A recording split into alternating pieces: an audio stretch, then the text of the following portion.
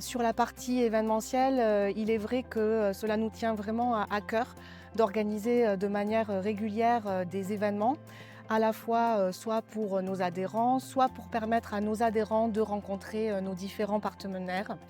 De fait, on organise 4 ou 5 conférences par an sur des sujets de santé généraux ou sur des thématiques qui leur sont proches au quotidien. Par ailleurs, on organise également des soirées un peu plus conviviales et festives, puisque une des valeurs fondatrices du groupement, c'est évidemment le réseau, l'échange, passer du temps ensemble, apprendre à se connaître. Et, euh, et c'est tout ça en fait qui crée le lien et la force de ce groupement. Sur la partie communication, on utilise évidemment tous les outils classiques à notre disposition, tels le site internet, les réseaux sociaux sur lesquels on essaie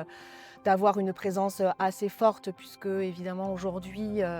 la plupart des gens utilisent ce média pour trouver de l'information pratique ou même du conseil. On s'attache aussi à apporter du conseil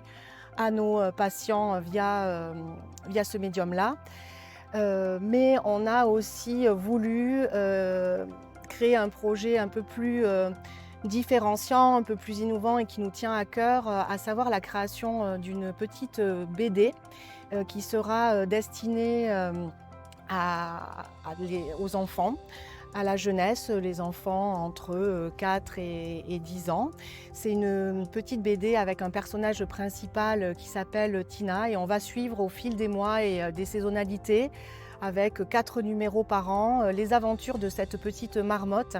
qui va sensibiliser les enfants sur les pathologies qu'ils peuvent rencontrer. La connaissance des différentes pathologies n'est pas évidente, c'est quelque chose qui s'apprend et en fait on espère vraiment avec cette BD